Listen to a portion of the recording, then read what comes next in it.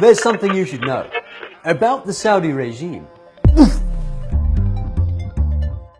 Today we're going to have a history lesson. The Holy Kaaba in Mecca and Medina, the center points of Islam, the holiest places in the world, known as the Hijaz. In the holy city of Medina, where the mausoleum of the Holy Prophet stands, there was a beautiful garden cemetery, where his kindred were also laid to rest. But it was demolished in 1806, when the Saudis decided that they would suddenly be the kings of the sacred Hijaz. Now, there are many noble figures of Islamic history held in high esteem who are buried in the cemetery of Jannatul Baqi, and it was reconstructed in the mid-19th century. But the Saudis just couldn't bear that, so they destroyed it again in 1925.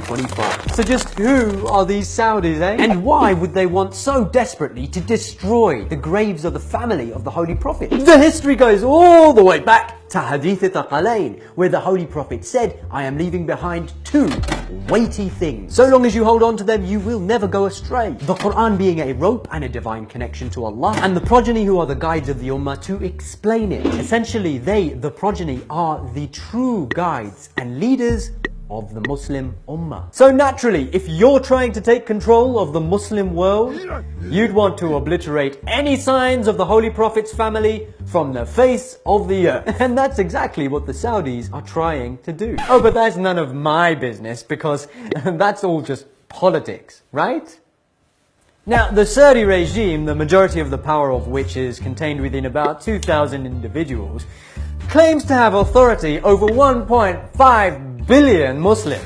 The Saudi regime has gone through three phases. Number one, when this guy, Ibn Abdul Wahhab and bin Saud, formed an alliance, the first Saudi state, to establish a new religious sect and political sovereignty against Sunni Islam. Well, how did these idiots manage to do that? Well, a British spy, allegedly, said, when the unity of Muslims is broken, their forces will be dissolved, and thus we shall easily destroy them. This British spy allegedly also said that they intended to ultimately weaken Muslim morale, but that his first step was to promote innovation and disorder inside Islam by creating Wahhabism. And thus were the Saudis formed. They even went so far as to gain command of the Shia holy city of Karbala in 1801, where they demolished numerous graves of holy saints and massacred over 5,000 people. Sounds kind of familiar. Ah yes, Daesh. You see, Saudis are neither Sunni nor Shia. They are in fact Takfiri Wahhabis, just as Daesh are Takfiri Wahhabis. So then they marched to Mecca and Medina and they conquered the holy Hijaz. But this didn't sit too well with the Ottomans, and their leader, named Muhammad Ali, fought them back and chopped off the Saudi king's head, thus marking the end of the first Saudi state. But the distorted sect of Wahhabism remained, as did the rest of the Saudi clan.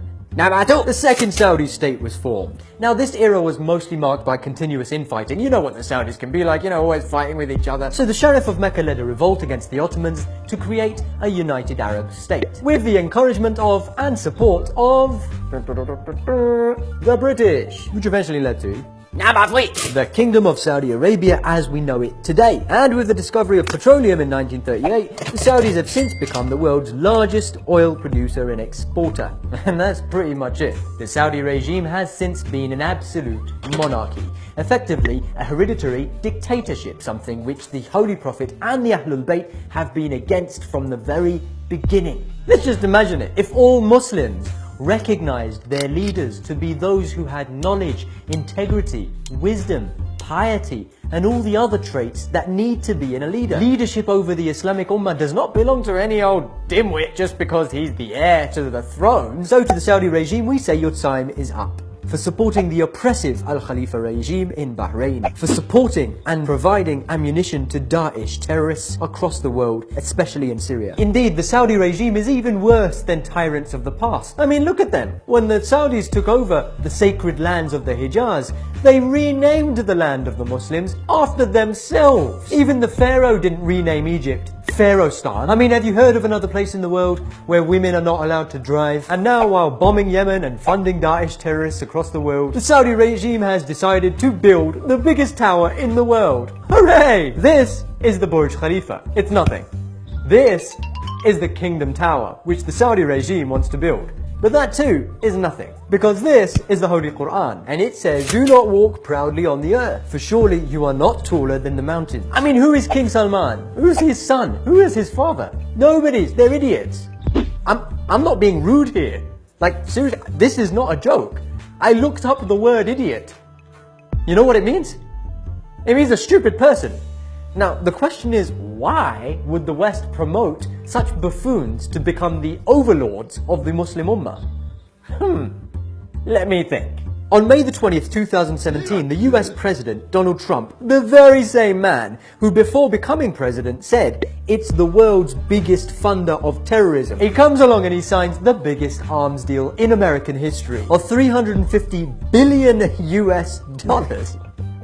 I mean, wow. The transaction included tanks, combat ships, missile defense systems, as well as radar communications and cybersecurity technology. So when you see the Saudi regime brutally massacring the people of Yemen, who have been suffering over 800 days from an extreme humanitarian crisis, famine, and the continuous bombing of their homes, you should have no doubts about who's behind it all. And of course, they're great buddies with the Zionist regime. This hideous creature passed a fatwa against showing solidarity with the Palestinian cause. And he's not the only Saudi mufti who's passed fatwas and made it haram to support Palestine. The Holy Quran states Muhammad is the messenger of Allah and those with him are firm against the disbelievers, merciful amongst themselves. But the Saudi regime do the exact opposite, being merciful amongst the disbelievers and being firm against